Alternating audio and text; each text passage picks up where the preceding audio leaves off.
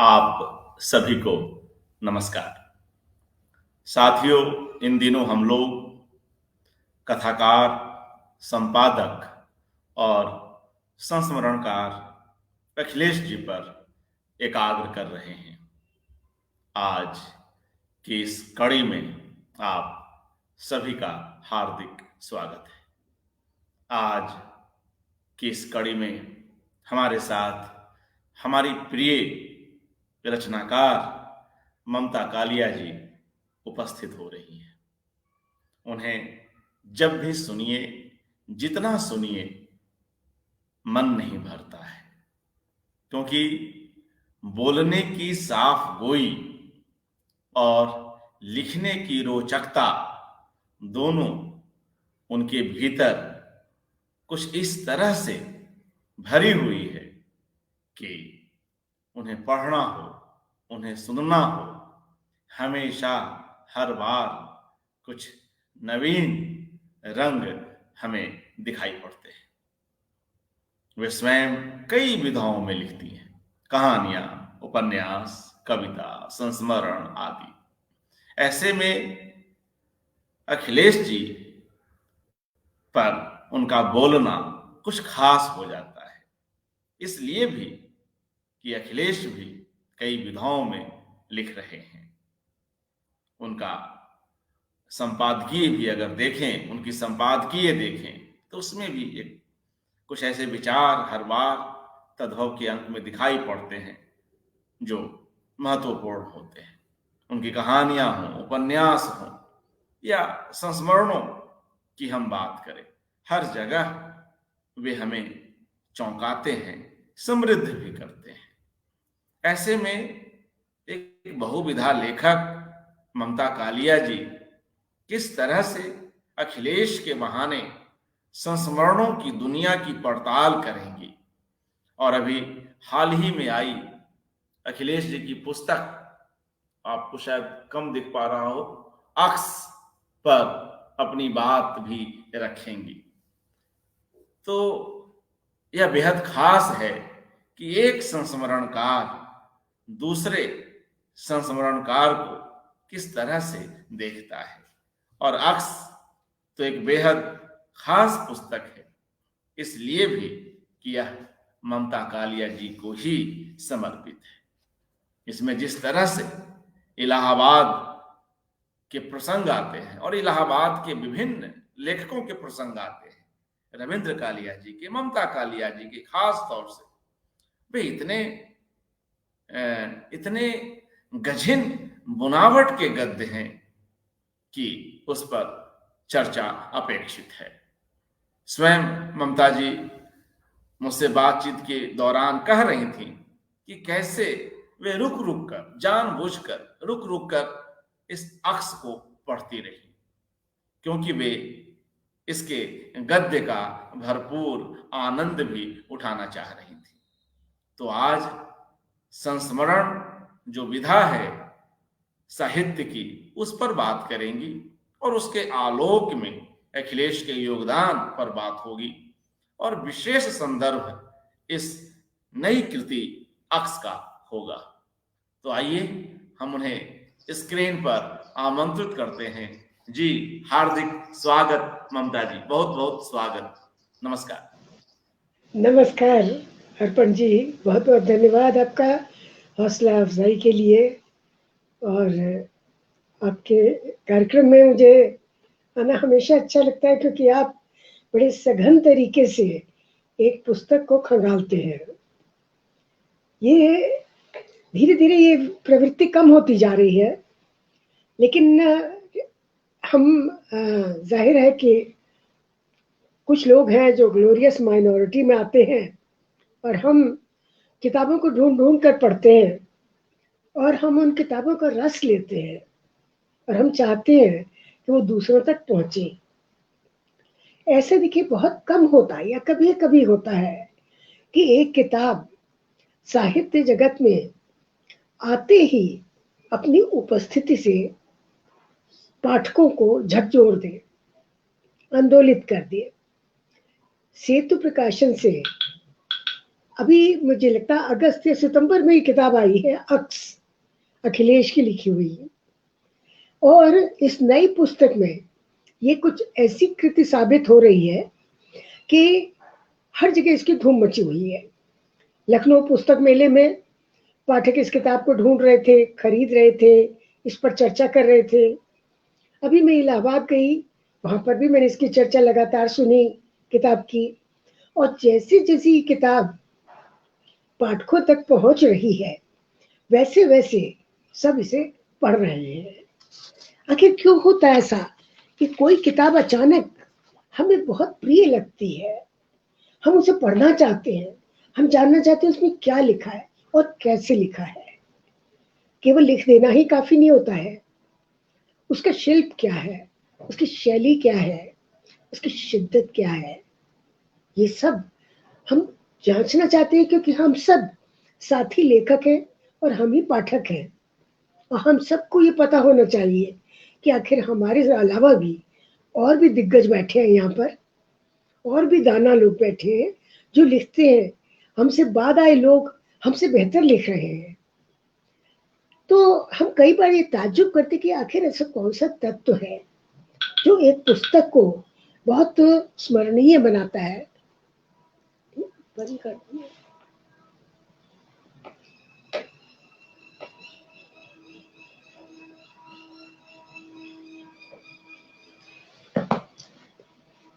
मुझे लगता है कि सबसे बड़ी चीज ये है कि जब हमें किसी किताब में जीवन की धड़कन मिलती है, तब हम उसकी पूरी गर्मी को पकड़ना चाहते हैं, उस किताब की गर्मी को पकड़ना चाहते हैं हम। और अक्स में मुझे लगता है कि सबसे ज्यादा जो काम अखिलेश ने किया है वो ये कि उसने हर चरित्र का, हर पात्र का, अपने हर उस नायक का जिस पर उसने संस्मरण लिखा है, उसको उसके तापमान में पकड़ा है। ये मुझे लगता है कि इसकी सबसे बड़ी विशेषता है। इसमें उन्होंने समय और लेखकीय समाज के सरोकारों को और उनकी समस्याओं को खंगाल दिया है। और ऐसा बहुत कम होता है कि जिस पर आप संस्मरण लिख रहे हैं उसी पर फोकस रखें। अखिलेश जहां भी आते हैं तो या तो एक छात्र के रूप में आते हैं, या एक जूनियर उभरते हुए लेखक के रूप में आते हैं, या वो एक फॉलोअर के रूप में आते हैं। अखिलेश के अंदर ये गुरूर नहीं है कि वो दिखाए कि जैसे कई लोग लिख देते हैं यशपाल और मैं, ऐसे लगता है जैसे कि वो मैं भी बहुत ही उतना ही महत्वपूर्ण है जितने महत्वपूर्ण यशपाल थे। तो ये एक जो गुरूर होता है वो इसमें नहीं है। और उन्होंने कहीं लिखा भी है अपने पहले ही अध्याय में, उन्होंने कहा है स्मृतियां काल के घमंड को तोड़ती हैं। पहला ही उन्होंने, मतलब अखिलेश ऐसे यथार्थवादी लेखक है जो कहीं पर भी अपने को गर्वित नहीं होने देते, वो कोई मुगालता नहीं पालते। अब पहले ही चैप्टर में उन्होंने जिस तरह से समय को जिया है और हमें बताया है कैसे कि स्मृतियां ही जो है वो इस काल को, जो काल जो हमेशा अपने को वर्तमान समझता है, काल जो अपने को हमेशा लेटेस्ट समझता है, काल जो अपने को विजेता समझता है, तो काल के घमंड को कौन तोड़ता है? वो यादें जो हमारे साथ साथ चलती हैं, वो कभी पीछा नहीं छोड़ती हैं। और वो यादें हमारे अंदर एक नया संसार बनाती है। अखिलेश ने पहले ही अध्याय से हम लोगों को गिरफ्त में ले लिया है, जब वो कहते हैं कि अब जब उनके पिता नहीं रहे तो वो क्या सोचते हैं, वो उनसे संवाद करते हैं। और वो कहते हैं जैसे जैसे हमारी उम्र बढ़ती है हम वो जिए हुए जीवन को बड़े प्यार से याद करते हैं। हमें अपने जीवन पर जैसा भी वो रहा है, हमें उस पर बड़ा प्यार उमड़ता है। ऐसा कोई नहीं होता जो कहेगा कि मेरा जीवन बहुत खराब था। बहुत मामूली जीवन जीने वाले भी अपने जीवन को बड़ी शिद्दत से याद करते हैं। तो ये एक बात अपने आप में बहुत ही महत्वपूर्ण है और ये एक संस्मरणकार के लिए तो बहुत ही ध्यान देने की बात है कि वो ये जान जाए कि स्मृतियों का आखिर स्थान क्या है। एक लेखक के जीवन में स्मृतियों का क्या स्थान है। केवल वर्तमान काल में अगर हम जिएंगे तो वो तो उपभोक्तावादी संस्कृति में लगातार है, हियर एंड नाउ। और वो जो एक इंस्टेंट कल्चर है, हर चीज को फटाफट जी लेना, हर चीज को झटपट कर देना, एक क्लिक में आप एक संसार बंद करते हैं, दूसरा संसार खोलते हैं। तो ये सारी चीजें जो हैं ये कहीं जाकर पराजित हो जाती है जब हम यादों के गलियारे में जाती है।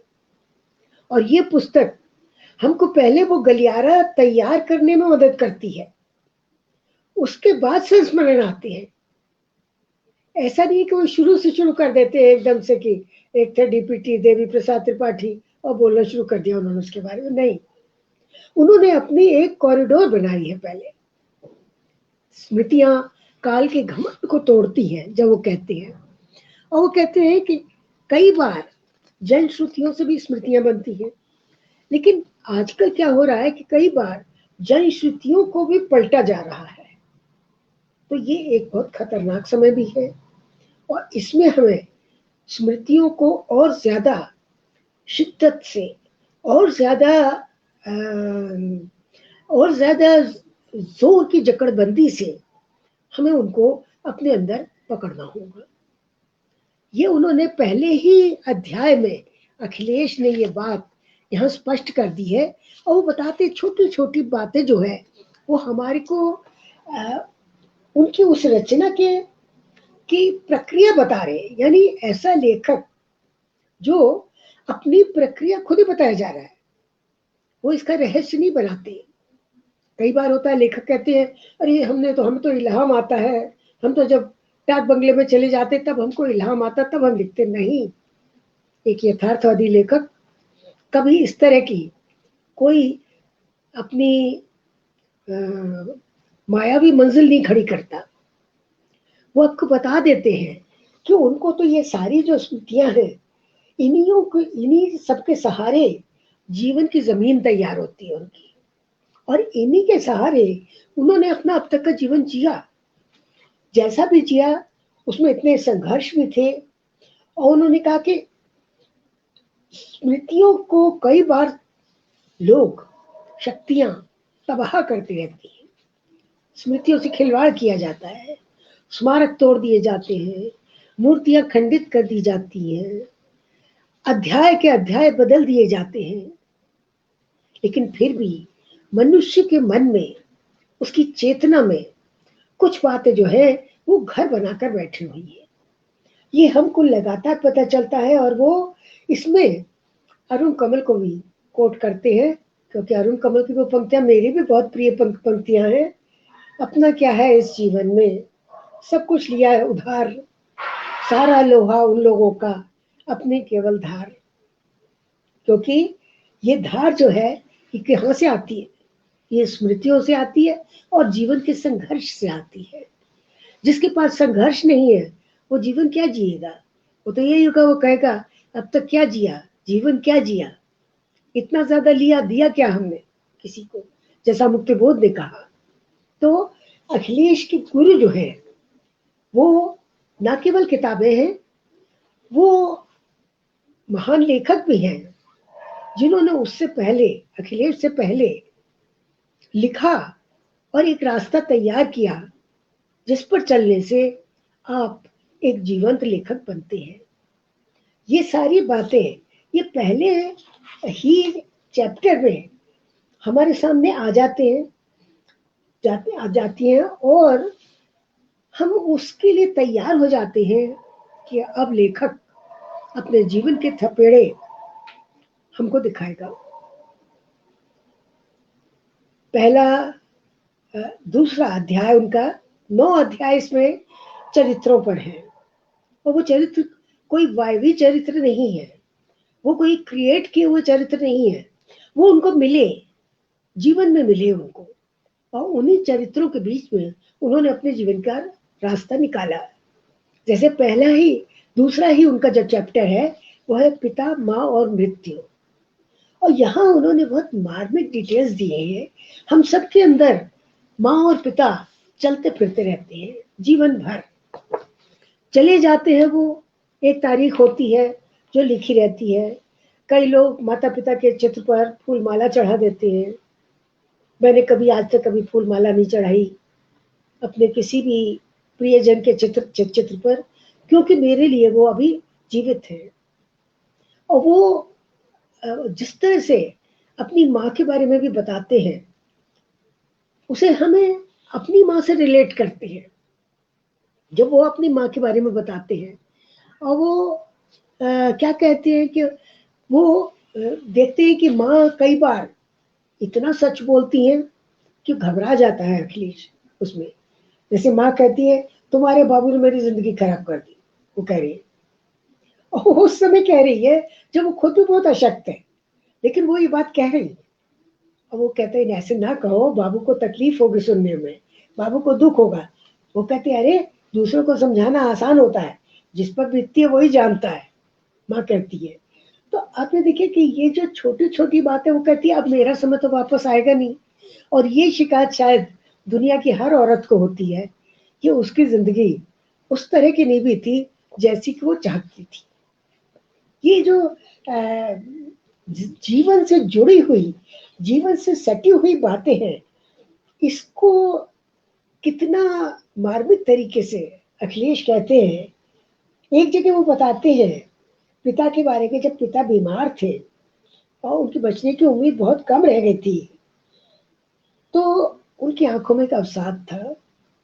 ठीक ठीक नहीं बताया जा सकता कि उस क्षण पिता दूसरों को विदा दे कर रहे थे या स्वयं विदा हो रहे थे। उनकी आंखों में जो कातरता थी, क्या वो दुनिया छोड़ जाने की कातरता थी? क्या हर मरता हुआ आदमी जान लेता है कि अब इस रंग बिरंगे संसार में से वो कूच कर रहा है? ये सारे क्षण हम सबके जीवन में आते हैं। और उसके बाद में जाने कितनी बातें हैं जो हम सोचते हैं अरे हमने ये की होती तो कितना अच्छा होता, वो कितने खुश होते। एक जगह अखिलेश कहते हैं कि अगर मैंने अपने पिता को किसी दिन हवाई यात्रा करा दी होती तो कितने खुश होते। और वो बार बार उस बात को याद करते कि मेरे बेटे ने मुझे हवाई यात्रा कराई। और कितनी बार होता है कि हम स्थगित करते चलते हैं बातों को, उनका मलाल हमें बाद में होता है। कितनी अच्छी बात है जो हम अपने माता पिता से नहीं कर पाते और हम अपनी दुनियावी भाग दौड़ में लगे रहते हैं। अखिलेश ने इस बात को बड़ी सिंसियरली, उसने बड़ी इस बात को ईमानदारी से पकड़ा है। नहीं तो कोई हो तो कहेगा अरे हम तो दिन में 4 बार अपनी माँ के पैर छूते थे, हम तो 8 बार अपने पिता को पानी देते थे गिलास के।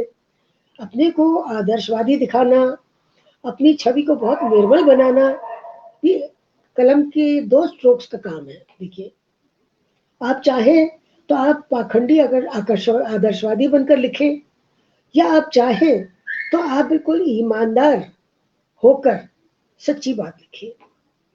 इस किताब में जो सबसे बड़ी चीज है वो यही है कि सच्चाई।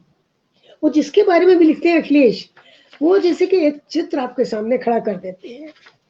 अब माता पिता के बारे में लिखने के बाद वो सीधे आ जाते हैं रविंद्र कालिया पर, जालंधर से दिल्ली वाया इलाहाबाद। और जबकि अखिलेश जो है खुद वो सुल्तानपुर के मलिकपुर नोनरा गांव के हैं, और वो सुल्तानपुर से जाते हैं इलाहाबाद, पढ़ाई के लिए आते हैं, पढ़ते हैं, लोगों से मिलते हैं। रविंद्र कालिया के घर में उनसे उनकी मुलाकात होती है। गिरीश चंद्र श्रीवास्तव उनके टीचर थे, शिक्षक, उनके साथ इत्तेफाकन वो आ जाते हैं। और उसके बाद एक सिलसिला शुरू हो जाता है। और वो ऐसे ही है कि जैसे कि अखिलेश उस समय क्या थे, अखिलेश एक बिल्कुल नरम पौधे की तरह से थे। और अखिलेश ने कितना ग्रहण किया उस सारी मस्ती और लापरवाही और लंतरानियों के बीच जो कालिया के घर में चलती थी। क्योंकि उसके साथ ही साथ वहाँ पर हिंदी के सबसे महत्वपूर्ण लेखक आते थे, बैठते थे, बातें करते थे, महफ़िल जमती थी, गोष्ठियाँ होती थी और एक लड़का जो कि अभी एमए में प्रवेश जिसने लिया है, वो अपनी निर्मल आँखों से, स्वच्छ आँखों से, बिना किसी पूर्वाग्रह के सबको देख रहा है और वो ग्रहण कर रहा है, क्योंकि वो भी मन में लेखक बनना चाहता है। उसके अंदर लड़कपन से ये इच्छा रही है कि वो लेखक बने। इसीलिए वो शुरू में कहते हैं ना कि हर बच्चे से हम लोग पूछते भाई तुम बड़े होकर क्या बनोगे? उन्होंने वो जो यथार्थ था उनकी किताब, उसमें भी उन्होंने ये बात उठाई है। क्योंकि एक बच्चा जब 10-12 साल का होता है, लोग उससे पूछना शुरू कर देते हैं, बड़े होके तुम क्या बनोगे? लेकिन कई बार ये होता है कि बच्चे को नहीं पता होता कि जो वो कह रहा है वो बन जाएगा। ये सारी इत्तेफ़ाक की भी बातें होती हैं, शिक्षा की भी बात होती है और ये माता-पिता किस तरफ आपको मोड़ते हैं या आपकी रुचियाँ आपको किस तरह मोड़ती है, ये इस पर भी निर्भर करता है। जैसे अखिलेश तो विज्ञान के विद्यार्थी थे। अब विज्ञान में उनका परीक्षा फल खराब आया, तो वो कला में आ गए। क्योंकि कला में पढ़ने में कई बार विज्ञान के विद्यार्थी इस तरह से मानते हैं कि अब हमारी पराजय हो गई और वो कला में पढ़ने आ जाते हैं ये सोच के कि कला तो सरल है, कला संकाय। लेकिन अखिलेश जब आए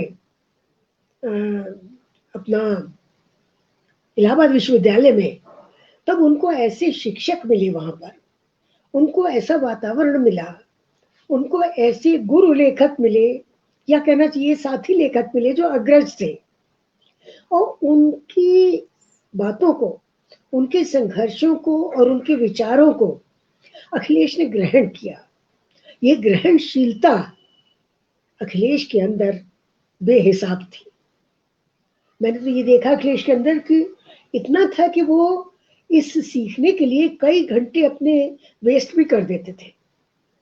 क्योंकि वो जानते थे कि सीखना एक प्रक्रिया होती है, सीखना कोई क्रिया नहीं होती है। और वो काफ़ी घंटे लगाकर किसी काम के पीछे लगे रहते थे। वो मुझे भी देखते थे काम करते हुए, रवींद्र कालिया को भी देखते थे करते हुए। इसमें एक तो प्रसंग तो इतने मज़ेदार है जो मुझे भी नहीं पता थे। मैंने पढ़ा तो मुझे लगा मैं एक नए रवींद्र कालिया को इसमें देख रही हूँ, मुझे सारी बातें नहीं पता थी। एक जगह वो बताते हैं, कहते कि कोई फ़ोन बजा और उसमें नंबर आ जाता था जो कॉर्डलेस फ़ोन होता था, तो फ़ोन में नंबर देख के रवि ने अखिलेश को पकड़ा दिया और कहा कि तुम बात कर लो। अखिलेश ने बात की और अखिलेश से किसी ने पूछा कि रवींद्र कालिया कहाँ है? अखिलेश ने काँपती हुई आवाज़ में कहा कि वो तो बाहर गए हुए हैं। उसने कहा आप कौन बोल रहे हैं? उसने कहा मैं भी उनसे मिलने वाला आया हूँ और उनका इंतज़ार कर रहा हूँ। उसने कहा वो कब आएँगे? अखिलेश ने कहा पता नहीं कब आएँगे, पता नहीं। तो आप ये देखिए कि उसके बाद अखिलेश ने उन्होंने फ़ोन बंद कर दिया, जिस महिला ने फ़ोन किया था।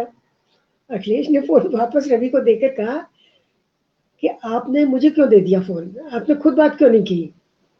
तो रवि ने कहा कि मैं देखना चाहता था कि तुम किसी संकट में किस तरह से संकट को हैंडल करते हो। रवि ने कहा तुम्हारी आवाज़ इतनी काँप क्यों रही थी? तो उसने कहा कि वो महिला मेरी प्रोफ़ेसर है यूनिवर्सिटी में, अगर वो मुझे पहचान लेती, तो मेरा बहुत नुकसान हो जाता। तो रवि ने कहा कि नहीं, आवाज़ काँपनी नहीं चाहिए, दृढ़ आवाज़ से बोलना चाहिए था तुमको। तो ये बात मुझे नहीं पता थी। ये सारी जो हरकतें होती थी जब मैं कॉलेज में होती थी, उस समय होती थी ये हरकतें। तो इसलिए मुझे इतना नहीं पता इन चीज़ों के बारे में, जितना अखिलेश को या रवि के अन्य साथियों को पता होगा इन चीज़ों के बारे में। तो इसमें मुझे दोहरा सुख मिला कि रवीन तालिया को जानने के कई रास्ते हैं और उनके दोस्तों के माध्यम से, उनके जूनियर फ्रेंड्स के माध्यम से जब हम उनको देखते हैं और उनके संघर्षों को देखते हैं, तो आज मुझे वाक़ई ये मलाल होता है कि मुझे और भी ज़्यादा रवि का ख़्याल रखना चाहिए था और मुझे और भी ज़्यादा उनकी मुसीबतों को समझना चाहिए था। लेकिन वो अपनी मुसीबतों को मुसीबत की तरह पेश भी नहीं करते थे। वो तो हँस के टाल देते थे हर बात को और को एक सिगरेट का कश लगाते थे, एक चाय का प्याला पीते थे और सारी चीज़ को दरकिनार कर देते थे। तो ये तो केवल जो बहुत लंबा समय तक उनके साथ रहे, वही कह सकता है कि भई उनके मन में क्या है, उनके मन में क्या इस समय चल रहा है। और ये अखिलेश की मुलाकात मार्कंडेय जी से, अमरकांत जी से, शेखर जोशी जी से, इन सब से कालिया के घर में होती है। अखिलेश हर एक के प्रति प्रभावित होते हैं, क्योंकि उन्होंने सबको पढ़ रखा है। ये देखिए, ये बहुत ज़रूरी चीज़ है और ये विद्यार्थियों को कम से कम जानना चाहिए ये बात। क्योंकि मेरे पास न जाने कितने शोध छात्र आते हैं, और वो होता ये है कि जिस पर उन्हें शोध करना है उसको तो उन्होंने थोड़ा बहुत पढ़ा होता है, और बाकी तो उन्होंने किसी को नहीं पढ़ा होता है। और वो ज़रूरी बात ये है कि जब तक आप अच्छे पाठक नहीं होंगे, तब तक आप अच्छे लेखक भी नहीं हो सकते हैं। आप ये नहीं कह सकते हम इनको क्यों पढ़ें, ये तो पहले लिखते थे, अरे हमें क्या करना है, ये तो बहुत बोर करते हैं। नहीं, ये भी पता कीजिए कि आपको क्या चीज़ बोरिंग लग रही है इसमें। तो ये एक तैयारी होती है कि हम बहुत सी चीज़ें इसलिए पढ़ते हैं कि उन जैसा हम ना लिखें, और बहुत से लोगों को हम इसलिए पढ़ते हैं कि इनका मूल तत्व जो है वो हम ग्रहण कर लें। ये लेखक बनने के लिए बहुत ज़रूरी है। और ये अखिलेश की ये किताब इसीलिए ज़्यादा महत्वपूर्ण है, क्योंकि वो आपको लेखक बनने के सारे नुस्खे बता देती है। ऐसा बहुत कम होता है। ये एक तरह से किताब जो है, एक लेखक की हैंडबुक है, और इसमें आप देखेंगे कि कैसे वो चरित्र को खड़ा करते हैं। हम आगे अगर देखें, इसके बाद एक लंबा ये चैप्टर है कालिया जी के वो संघर्षों पर, और रवि की बहुत सी उन्होंने मूर्खताएं भी बताई हैं, क्योंकि उन्होंने बताया कैसे कि रविंद्र कालिया के अंदर एक बहुत खराब आदत थी, वो हर बात का ढिंढोरा बहुत पीटा करते थे। अभी बात बीज रूप में है, और वो सबको फोन कर करके बता देते थे मेरे ये होने वाला, मैं तो ये होने वाला हूँ, मैं तो वो होने वाला हूँ। वो तो कुछ भी नहीं था उनके साथ। तो आप ये देखिए कि वो अपनी कामयाबी को अग्रिम रूप से उत्सव मना लेते थे कामयाबी का, और कामयाबी उनके हाथ नहीं आती थी कितनी बार। अक्सर लोग ये है कि अपनी अचीवमेंट को, अपनी उपलब्धि को थोड़ा गोपन रखते हैं, ये सोचकर कि वक्त अपने आप बताएगा इसको। लेकिन रविंद्र कालिया के अंदर ये था कि वो अपनी बात का ढिंढोरा बहुत पीट देते थे, उससे उनका नुकसान होता था, क्योंकि जो देने वाला होता है वो तो बिना लिए ही खुश है, तो उसको देने की क्या जरूरत है, वो किसी और को दे देता था।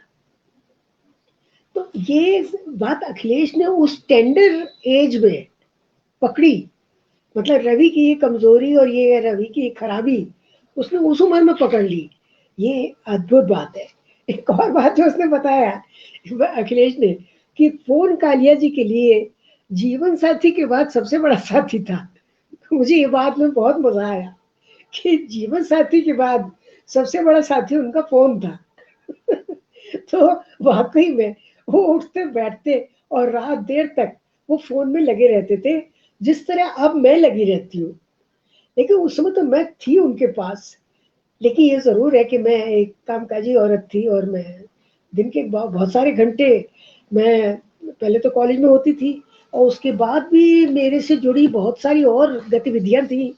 और इलाहाबाद शहर का सारा सामाजिक तापमान जो है वो तो मैं ही झेलती और खेलती थी उसमें। रवि इतने सामाजिक होना पसंद नहीं करते थे। अगर कहीं हम बाहर भी जाते थे घूमने, तो रवि थोड़ी देर में कहते थे, बच्चों से कहते थे, भाई मुझे तो घर छोड़ दो, मेरा बहुत एक्सपोजर हो गया अब।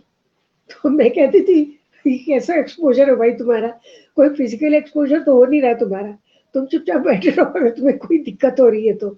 लेकिन वो रवि बहुत देर नहीं बर्दाश्त कर सकते थे बाहर रहना, और खास तौर से अजनबियों के बीच में तो उनको बिल्कुल ही अच्छा लगता था। ऐसा लगता था उनके ऊपर कलश चढ़ गया एकदम, बोलेंगे ही नहीं वो बिल्कुल। और मेरे साथ ऐसा नहीं था, मैं तो अपना अपना हर जगह मन लगा लेती थी, और ये मेरे लिए अनिवार्य भी था, क्योंकि मैं सारा दिन कॉलेज में भी तरह-तरह के लोगों से मिला करती थी। इतने छात्र, उनके अभिभावक आते थे तरह-तरह के, तो मेरा जीवन बिल्कुल अलग किस्म का था और अलग तरीके से ही विकसित हो रहा था मेरा जीवन। और अखिलेश अपनी किशोर आंखों में ये सारी चीजें पकड़ रहे थे। सबसे बड़ी चीज है कि कौन आपके साथ रहकर कितना ग्रहण कर रहा है। अखिलेश ने ये सारी चीजें ग्रहण की। और इससे भी ज्यादा जो अगले उस पर हम आते हैं, ये अगला तो खैर, अगला तो उन्होंने इसमें लिखा है जो वो तो उन्होंने शायद मान बहादुर सिंह पर शायद लिखा है उन्होंने अगला इसमें।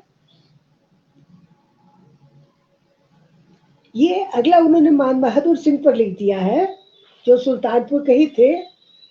और इसलिए क्योंकि उनकी एक तो तरह तरह की फितरतें थी, वो प्रतिष्ठित कवि थे। उनका एक संग्रह था पीढ़ी बुझने के करीब, जो मैंने भी पढ़ा था और मेरे पास कई प्रतियां थी उसकी कॉलेज में। और मैंने जब उन्हें पहली बार देखा था, मोटर बाइक से हमारे घर आए थे वो, और देखने से वो पहलवान लगते थे, लंबे चौड़े जिस्म के किसान व्यक्तित्व था उनका। और मुझे बड़े प्रभावशाली लगे थे वो देखने में, कि एक बहुत मजबूत किस्म का आदमी लगा था वो। अखिलेश ने उनके बारे में कई बातें बताई है। एक उनकी मितव्ययिता की बात बताई है कि भाई वो काफी बचत में यकीन करते थे। एक दिन इन लोगों ने जबरदस्ती उनसे खाना खा लिया, पार्टी ले ली, तो उन्होंने कहा ये तुमने मेरा मांस खाया है। उन्होंने ये कहा ये तुमने गोश्त नहीं खाया, तुमने मेरा मांस खाया है, इस तरह से उन्होंने कह दिया। तो बड़ी मुश्किल से उनको फिर इन लोगों ने नॉर्मल किया। वो कहते इतने में तो मैं अपनी पोती के लिए फ्रॉक खरीद लेता, अपनी बीवी के लिए साड़ी खरीद लेता, जितने पैसे तुमने खाने में खर्च किए। तो इस तरह, जबकि वो प्रिंसिपल थे कॉलेज के, इंटरमीडिएट कॉलेज के। लेकिन बाद में अखिलेश ने बड़ी मार्मिकता से बताया है कैसे दिन दहाड़े कॉलेज में उनकी हत्या कर दी गई। कई मतलब उनसे भी दबंग लोग थे। देखिए, ये धीरे धीरे शिक्षा जगत में भी अपराध का प्रवेश हुआ कि एक दबंग आदमी, और वो मैंने जो सुना था, जहां तक सुना, क्योंकि बाद में तो लोग इसके बारे में बात ही नहीं करना चाहते थे, ये सोचकर कि जो अपराधी हैं वो कहीं नाराज होकर हमारे ऊपर भी बदला न ले ले। तो आप ये देखिए कि उनके बारे में सुना था मैंने कि ग श्रेणी की कुछ नियुक्तियां कर रहे थे वो, और उसमें कुछ मतभेद हो गए, कुछ लोगों के कैंडिडेट्स उन्होंने नहीं लिए थे। इस बात से गुस्से होकर और उनका दिन दहाड़े तलवार से काट काट कर बदन और उनको खत्म कर दिया गया। और हजारों की संख्या में जो बच्चे थे और शिक्षक थे, फटाफट सब भाग गए, सब चले गए, और कोई गवाही देने वाला नहीं था कि कौन लोग थे जो आए और उनकी हत्या करके चले गए। ये सुल्तानपुर का बहुत बड़ा कांड हुआ था। ये बहुत दिनों तक पेपर में इसकी सुर्खियां आई थी। और मुझे लगता है कि इसी तरह से धीरे धीरे जैसे अन्य क्षेत्रों में हुआ, राजनीति के क्षेत्र में हुआ और अन्य क्षेत्रों में हुआ, समाज सुधार में हुआ, स्त्री की दशा में हुआ, उसी तरह से शिक्षा के क्षेत्र में भी अपराध धीरे धीरे अपने पैर जमाने लगा। ये बहुत ही छोटा सा है चैप्टर, लेकिन इसमें उन्होंने बता दिया कैसे एक व्यक्ति अचानक हमारे बीच में से उठ जाता है, चला जाता है, और उसका इतना दर्दनाक अंत हो जाता है कि हम सब सोचते हैं कि वो इतनी अच्छी कविता लिखता था, इतना अच्छा इंसान था, सबको प्यार करता था, सबसे प्यार से मिलता था, एक नौकरी करता था, किसी पर निर्भर नहीं था, थोड़ी बहुत किसानी करता था। एक ऐसे आदमी से क्या दुश्मनी थी, क्यों उसकी जान ले ली गई? अखिलेश के अंदर ये सारे प्रश्न तड़फड़ करते रहते हैं। उसके बाद अखिलेश का सबसे दिलचस्प अध्याय आता है देवी प्रसाद त्रिपाठी पर। अब जो लोग देवी प्रसाद त्रिपाठी से वाकिफ है वो तो जान सकते हैं कि देवी प्रसाद कितने अनोखे आदमी थे, इतनी अलबेले कि ऐसा आदमी मेरा ख्याल है कि एक कई दशकों में एक आदमी मिलता है आपको ऐसा, जैसे देवी प्रसाद त्रिपाठी थे। और देवी प्रसाद त्रिपाठी के अंदर बहुत सी विसंगतियां थी। इतना बड़ा जीनियस, और उसके अंदर इतनी विसंगतियां थी। और अखिलेश को आप ये देखिए कि अखिलेश के गांव के थे, और उस गांव में दरिद्रता में पैदा हुए, अभावों में पले, और उनकी जीनियस इतनी थी कि उन्होंने पॉलिटिकल साइंस में परास्नातक की डिग्री ली, और वो इतने विद्वान थे कि उनको पीएचडी करने की जरूरत ही नहीं थी। वो पॉलिटिकल साइंस डिपार्टमेंट में इलाहाबाद विश्वविद्यालय में नियुक्त हो गए, और वो बहुत बड़े वो क्या कहते हैं कि प्रगतिशील दल के नेता थे वहां पर। और हालत ये थी, मैंने उनकी लोकप्रियता देखी थी कि वो जब चलते थे तो उनके साथ एक पूरा जुलूस चलता था विद्यार्थियों का। और एक बार उनकी मैं यूनिवर्सिटी के गलियारे में थी, और मैंने देखा एक जगह बच्चे जो है खिड़कियों पर बैठे हुए थे। अखिलेश ने इसके बारे में भी लिखा हुआ है कि जिस दिन डीपीटी का, हम उसे डीपीटी कहते थे, नाम बहुत लंबा था, देवी प्रसाद त्रिपाठी। अच्छा, वो केवल राजनीति तक महदूद नहीं थे, उनके अंदर सबसे ज्यादा तो साहित्य का प्रेम था। उनके अंदर वो बहुत अच्छे वक्ता थे, और वो किसी भी विषय पर, चाहे राजनीति हो, चाहे वो समाजशास्त्र हो, चाहे वो साहित्य हो, और चाहे वो अवधि साहित्य हो, वो, और चाहे लोक साहित्य हो, वो हर चीज के मास्टर थे। वो जो चीज लेते थे हाथ में, वो सोचते थे इसको पूरा करना है। मुझे तो याद है, मैंने जीवन में जितने महत्वपूर्ण लोगों से मैं मिली हूँ, मैं डीपीटी घर में ही मिली हूँ। अखिलेश ने उनके बारे में इतना अच्छी तरह लिखा। और सबसे बड़ी बात है कि अखिलेश ने कोई कोशिश की है कि उनकी परेशानियों को भी पकड़े। अखिलेश की एक कहानी भी है, श्रृंखला, इसी चरित्र के ऊपर, क्योंकि अखिलेश ने उनको शुरू से जाना। उनके पिता कलकत्ते में चाय की दुकान चलाते थे, और वो उनके सब भाई बहुत अच्छे अच्छे पद पर थे।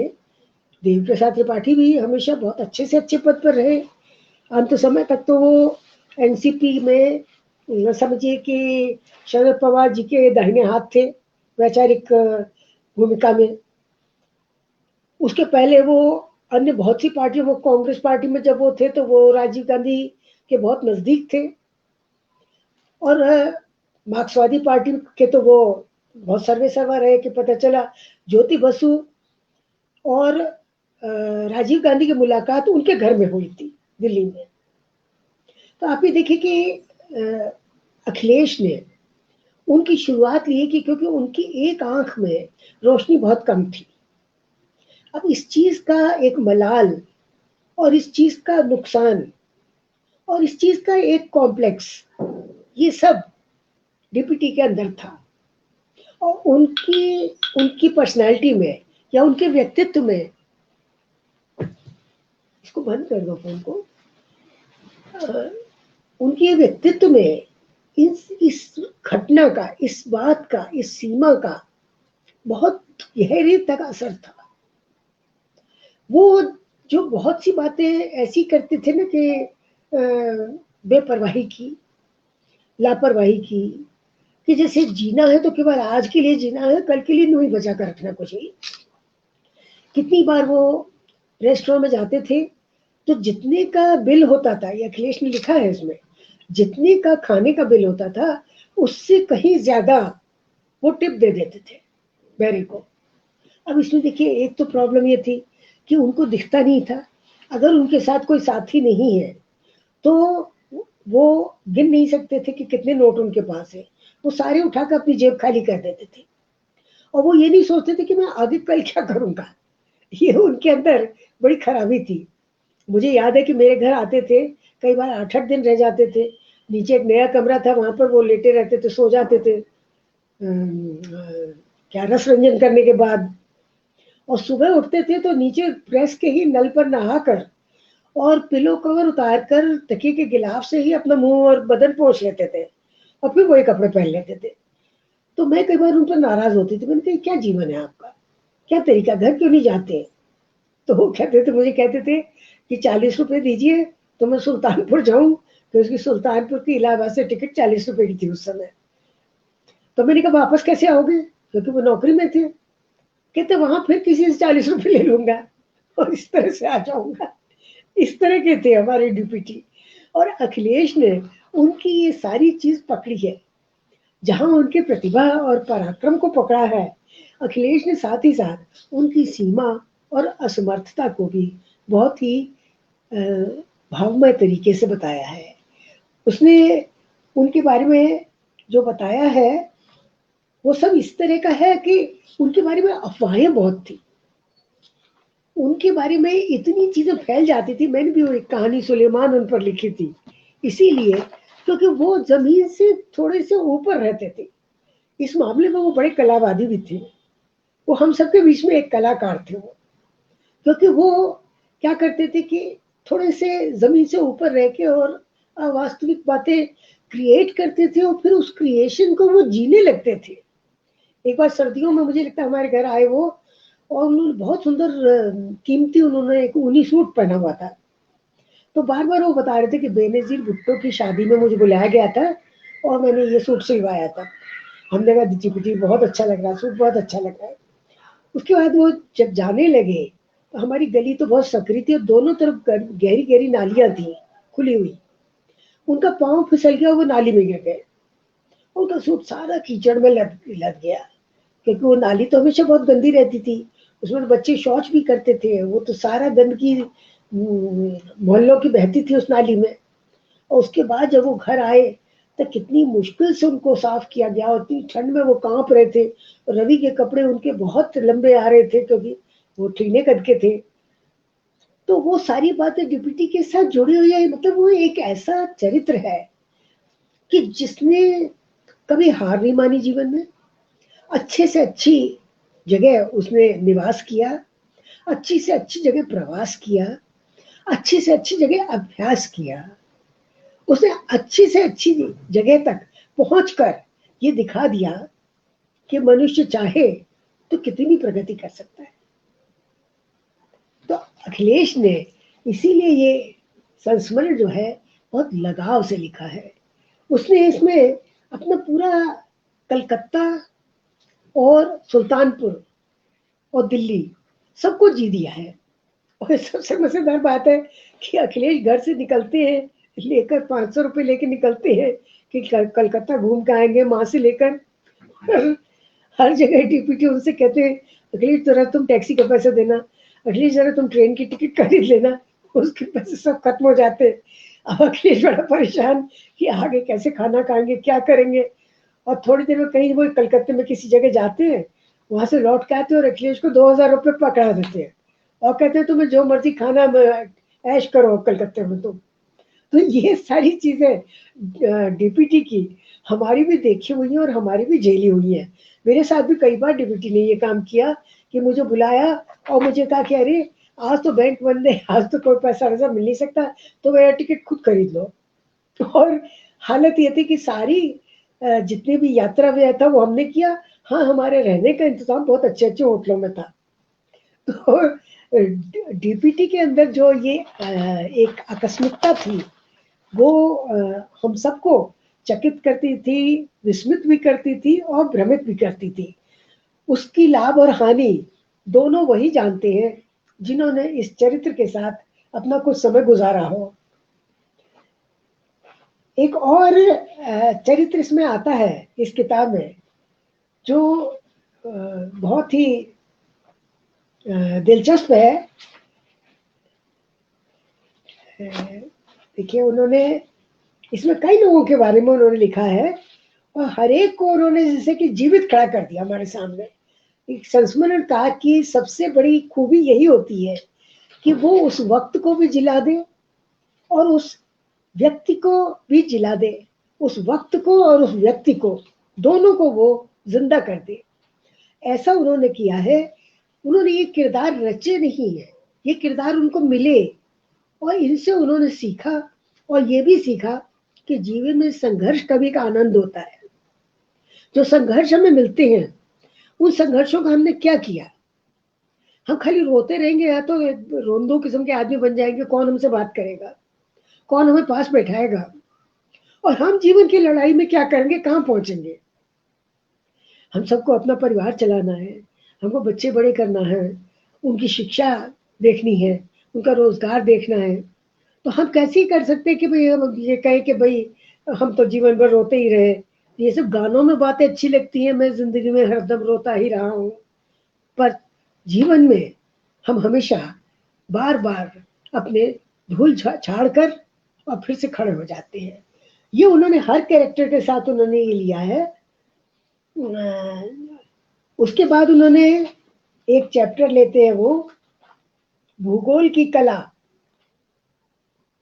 अब भूगोल की कला चैप्टर में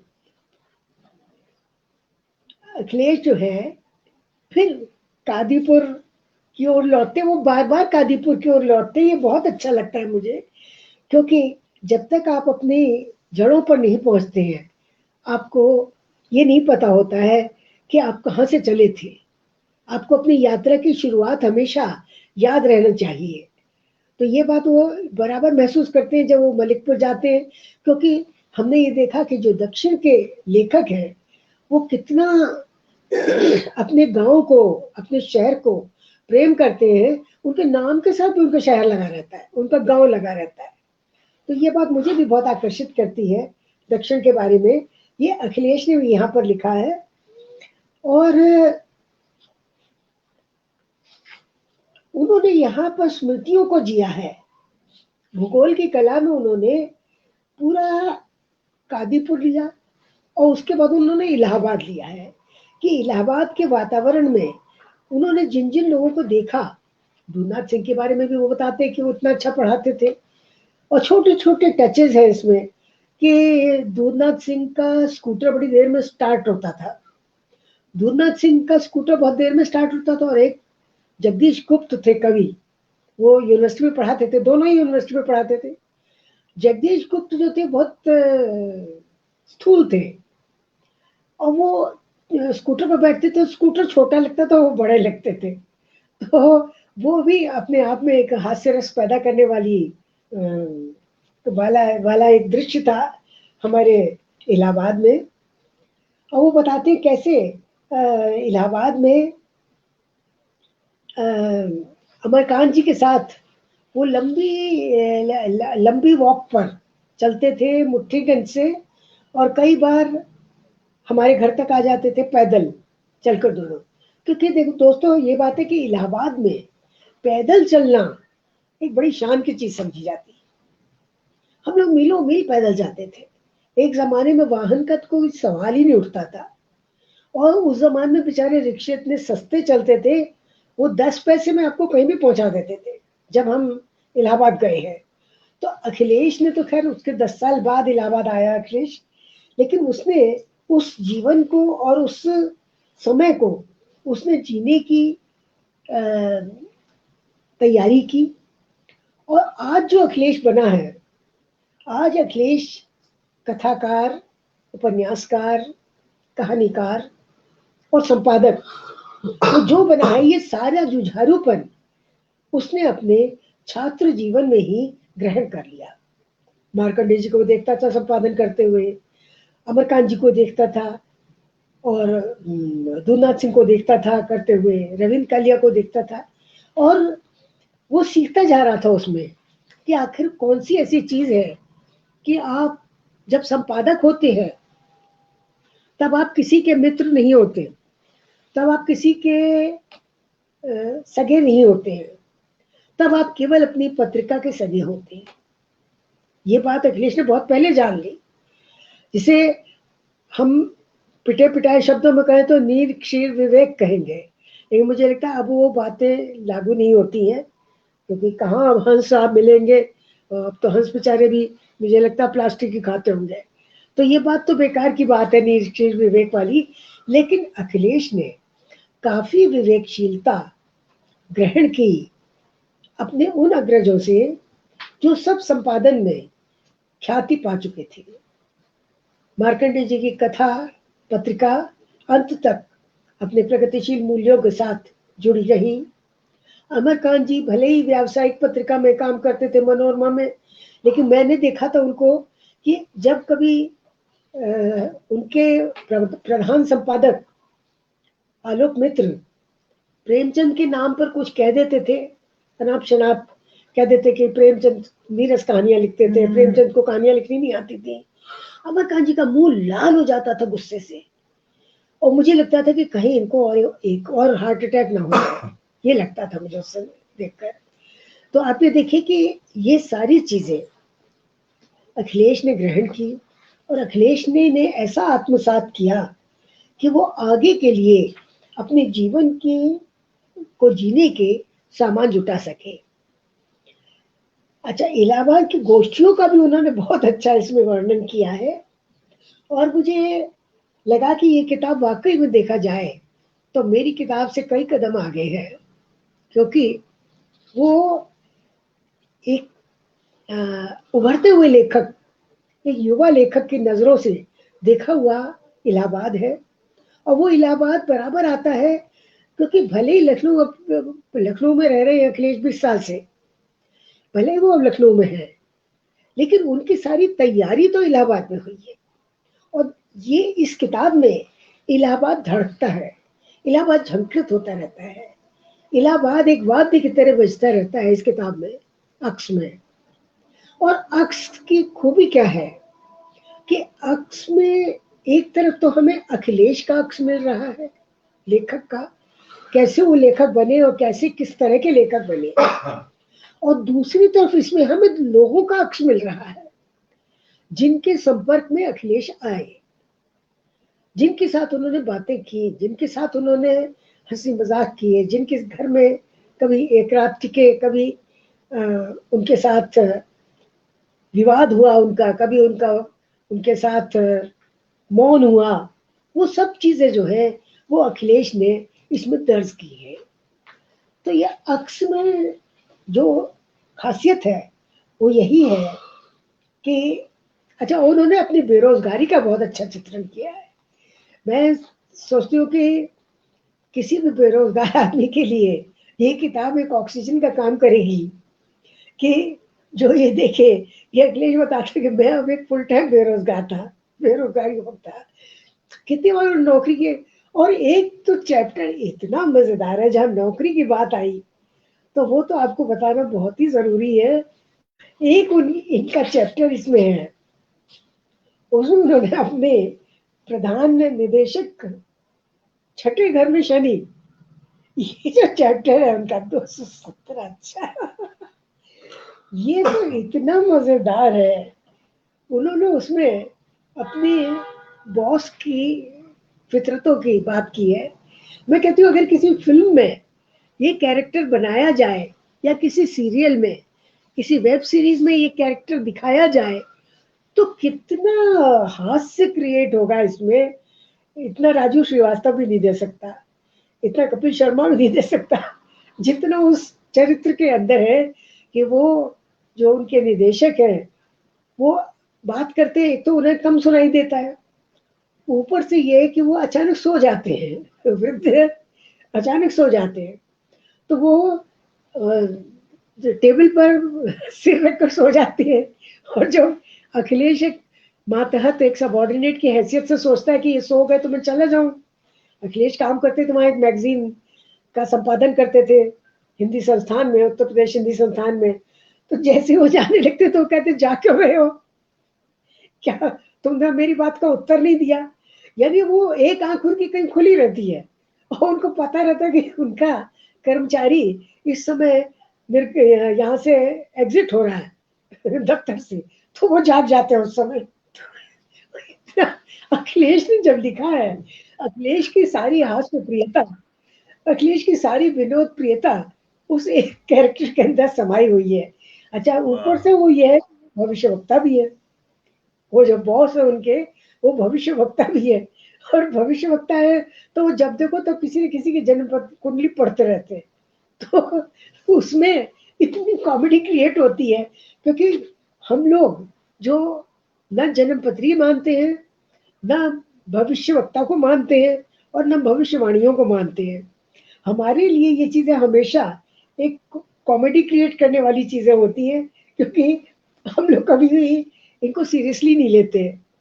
तो अखिलेश ने भी लगातार यही बताया कि इसमें, और वो ऐसे ऐसे काम उसको बता देते हैं जो अखिलेश नहीं करना चाहता। फिर अंततः वो पत्रिका बंद हो जाती है और अखिलेश का पिंड छूट जाता है उस दफ्तर से। तो वो कई बार तो कह देते हैं, और ज्योतिष कहते हैं कि तुम्हारी अतएव नाम की पत्रिका में अब ज्योतिष का एक पृष्ठ जाएगा। अब आप ये देखिए कि ज्योतिष का पृष्ठ जो है वो इतना कॉमिक पृष्ठ होता है। धर्मियों में मुझे मालूम है कि जब नहीं आता था ज्योतिषी के पास से साप्ताहिक भविष्य वाला पृष्ठ, तो संपादक कहा करते थे कि अरे पुराना लगा दो, किसी को क्या पता चलता है। तो ये तो हालत होती है भविष्य वाले पृष्ठ की। और यहाँ पर वो कह रहे कि ज्योतिष का पृष्ठ जरूर लगाया जाएगा। अखिलेश कहता है कि अब मैं पूरी तरह परास्त था, अब मैं कुछ नहीं कर सकता था इसके आगे, वो बताता है। तो ये सारी चीजें जो है, ये अखिलेश ने इसमें जो कॉमेडी दी है और जो उनका जिस तरह का चरित्र चित्रण उसने किया है बिना किसी मैलिस के। सबसे बड़ी चीज है कि लोग कई बार लिखते हैं ना, तो विद्वेष बहुत आ जाता है उनके अंदर। अगर विपरीत पात्र के बारे में लिख रहे हैं या विपरीत परिस्थिति के बारे में लिख रहे हैं, तो उनके अंदर एक विद्रूप आ जाता है, व्यंग्य आ जाता है, कड़वाहट आ जाती है। अखिलेश की व्यंग्योक्तियों में कभी कड़वाहट नहीं आती है। ये एक बहुत बड़ी चीज है अखिलेश के अंदर। उसकी कहानी में भी आप देखिए कि जब स्थितियां बहुत दारुण होने लगती है ना, तो अखिलेश कॉमिक उसमें चला जाता मोड में, और वो उस कॉमिक मोड में ही उस चीज को समापन की ओर ले जाता है। और ये इस किताब के अंदर भी ये खासियत आई है जो उनकी कहानियों में आती है कि वो लगातार चीजों को देखते हैं, लेकिन वो कोई मैलिस नहीं रखते। खुशवंत सिंह एक जमाने में अपना कॉलम लिखते थे ना, with malice toward one and all, लेकिन अखिलेश का ऐसा नहीं है। इसी तरह से अश्क जी ने अपनी किताब लिखी थी 4 वॉल्यूम में, चेहरे अनेक, और वो कहते थे मैंने विद्वेष में लिखी है। वो घोषित करते थे इस बात को कि मैंने ये किताब विद्वेष में लिखी है। एक चैप्टर उसमें मेरे बेघर पे भी था, रवि इंकालिया के ऊपर भी था, और बहुत सारे लोगों पर था। भैरव प्रसाद गुप्त पे तो बहुत ही विस्तार से उन्होंने लिखा था। लेकिन वो एक तरह का हिसाब चुकता करना होता है। अखिलेश अपनी किताब से कोई हिसाब चुकता नहीं कर रहे हैं। वो किसी भी पात्र को कभी मेलाइन नहीं करते। वो लिख रहे हैं, पूरे गुड ह्यूमर में लिख रहे हैं वो। इसी तरह उन्होंने वीरेंद्र यादव पर लिखा। वीरेंद्र यादव उनके सुबह शाम के साथी है। आप सोचते हैं क्या उन पे लिखेंगे वो, और लिखेंगे तो क्या वो सच लिखेंगे? वाकई उन्होंने सच लिखा है। एक सतत एंग्री मैन, उन्होंने कहा कि हमेशा ही एंग्री रहते हो। जब भी देखिए, जब उनसे बात कीजिए किसी न किसी मुद्दे पर, वो उत्तेजित होते हैं और उत्तेजित रहते हैं, क्योंकि वो कभी मूल्यों के साथ अपने समझौता नहीं करते। और उन्होंने उनके बारे में लिखा और बताया कि कैसे हम लोग मिला करते थे, क्योंकि सबके दफ्तर लखनऊ में एक छोटे से दायरे में थे। हजरतगंज और समझिए कि हजरतगंज के आसपास की जगह सड़कें, और सब लंच टाइम में मिला करते थे, और सब कहीं ना कहीं बैठ कर कॉफी पीते थे। और शनिवार इतवार तो उनके अपने ही दिन होते थे। तो वो बताते हैं, वो ये दिखा रहे हैं इसमें, उन्हें बताया कि अब थोड़ा सा परिवर्तन आया है वीरेंद्र यादव के जीवन में, क्योंकि उनका बेटा काम से लग गया और घर में एक कार आ गई है। तो थोड़ा समय तो कार की जटिलताओं को समझने में उन्होंने बिताया, और थोड़ा अब उन्हें इंटरनेट का शौक आ गया। अब ये इंटरनेट के शौक ने तो बड़े बड़ों का लिखना पढ़ना कम कर दिया है, जिसमें हम भी शामिल हैं। तो अखिलेश ने बताया कि थोड़ा सा उनके अंदर चेंज आ गया है इस तरह का, लेकिन वैसे वो सतत एंग्री मैन है। वो उनके बारे में ये बहुत अच्छी तरह से उन्होंने इस चीज को डिस्क्राइब किया है। वैसे वो अक्सर कहते हैं कि साहित्य एक सोशल कंस्ट्रक्ट है, ये बात कहते हैं वीरेंद्र यादव। तो जाहिर है हमारे देश में सोशल कंस्ट्रक्ट में वर्णाश्रम विश्रम व्यवस्था और धर्म के दमनकारी रूप की अनदेखी किसी भी सूरत में नहीं की जा सकती। अब ये मुद्दे जो है ये बहुत भड़काऊ मुद्दे हैं। मुझे लगता है कि अगर जाति का प्रश्न हम ले लें या धर्म का प्रश्न ले लें, तो बातचीत आक्रामक होगी ही होगी, जिसके भी साथ होगी। हमारे देश में न जाने क्यों ये जातियों को लेकर हम लोग अचानक बहुत उग्र हो जाते हैं। और जाति भी देखिए ऐसी चीज है कि जब तक छुपी बनियान के नीचे छुपी रहती है ना, वो तंग नहीं करती है, और जो बनियान के ऊपर आ जाती है तब वो दंगे का कारण बन जाती है, तनाव का कारण बन जाती है, और वो सारी प्रगतिशीलता को धता बता देती है। तो ये सारे सवाल जो है ये उठते हैं, और इनके बारे में जाहिर है कि लेखक कोई फतवा नहीं देता, कोई कंक्लूजन नहीं देता, वो सिर्फ ये देखता है कि वीरेन जी इन दिनों मार्क्स और अम्बेडकर लाल और नीले दोनों को एकता के दोनों की एकता के प्रबल आकांक्षी हैं। ये बहुत अच्छी बात है कि वो चाहते हैं जाति विहीन भी हो समाज, और वो ये चाहते हैं कि वर्ग विहीन भी हो। मार्क्स और अम्बेडकर दोनों को वो साथ लेकर चलना चाहते हैं। ये बहुत अच्छी आकांक्षा है, बहुत अच्छी कामना है। ये हो जाए तो हिंदुस्तान की सारी समस्याएं खत्म हो जाए। फिर उसके बाद वो एक उसमें आ जाते हैं मुद्रा राक्षस पर। अब मुद्रा राक्षस भी एक हमारे समय के एक बहुत ही महत्वपूर्ण क्रांतिकारी, सतत उग्र साहित्यकार थे, आंदोलनकारी थे, क्रांतिकारी थे, ट्रेड यूनियन के नेता थे, लेबर यूनियन के वो सर्वे सर्वा थे। आकाशवाणी में भी उन्होंने कोशिश की काफी बार हड़ताल कराने की, जबकि आकाशवाणी में नौकरी लगने से पहले एक शपथ पत्र भरवाया जाता आपसे कि हम किसी आंदोलन में या हड़ताल में हिस्सा नहीं लेंगे। हर सरकारी नौकरी में भरवाया जाता है ये। तो मुद्रा राक्षस इस तरह के व्यक्ति थे कि जिनको आप कभी भी प्रेडिक्ट नहीं कर सकते थे, जिनके बारे में आप ये नहीं कह सकते थे आश्वस्त होके कि मुद्रा जी इसी तरह से काम करें। उन्होंने अपना नाम ही ऐसा रखा, उनका नाम तो बड़ा अच्छा था, उनका नाम था सुभाष आर्य, और ये कमसन सा उनका नाम था, लेकिन वो उन्होंने अपना नाम मुद्रा राक्षस रख लिया। और वो छोटे से कद के थे, हल्के फुल्के बदन के थे, दूर से देखो पिछवाड़े से देखो तो बच्चे जैसे लगते थे वो, लेकिन उनके अंदर एक क्रांतिकारी हमेशा छुपा रहता था। मुझे याद है कि जब मैं एक कविता लिखती थी, तब उनका एक नाटक बड़ा चर्चित हुआ था, मरजीवा नाम से, और वो नाटक में कई बार अभिनय भी करते थे, निर्देशन भी करते थे, उनकी पत्नी भी अभिनय करती थी, और वो हर जगह अपने को ऐसी भूमिका में रखते थे कि आप ना तो उनको उपेक्षित कर सकते थे और ना आप उनको सम्मिलित करके चल सकते थे। तो बड़ा कठिन हो जाता था उनके साथ जीना और उनके साथ सलूक करना। अखिलेश ने उनकी इन बातों को पकड़ने की कोशिश की है, और अखिलेश ने उनकी बहुत सी विशेषताएं बताई है। जैसे 2 बार उन्होंने चुनाव लड़ा, लेकिन अपना वोट देने स्वयं नहीं गए, और जो वोट देने जाता था उसको भी बैठा लेते थे और कहते थे कि बैठो चाय पियो, मैं मान लूंगा कि तुमने अपनी वोट मुझे दी। यानी वो चुनाव लड़ क्या रहे थे, वो एक तरह से जायजा ले रहे थे कि कितने लोग उनके समर्थक हैं और कितने लोग उनके समर्थक नहीं है।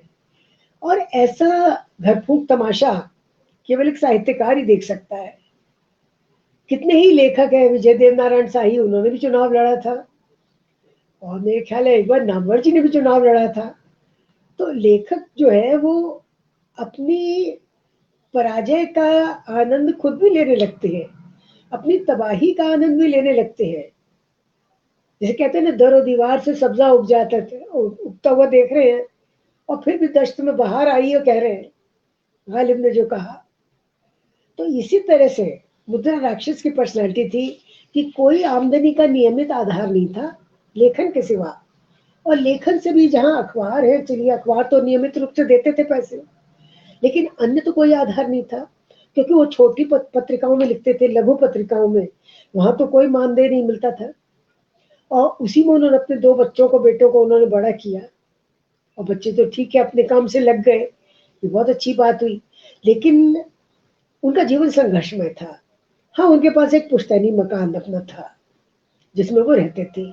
और उन्होंने अखिलेश ने उनके बारे में जो बात बताई कितने वात्सल्यमय थे, ऊपर से वो इतने गुस्सैल लगते थे, किसी को भी डांट देते थे, कभी भी बस रोक के, चलती बस को रोक के उतर जाते थे, असहमत हो जाते थे किसी भी बात पर, तंग करते थे।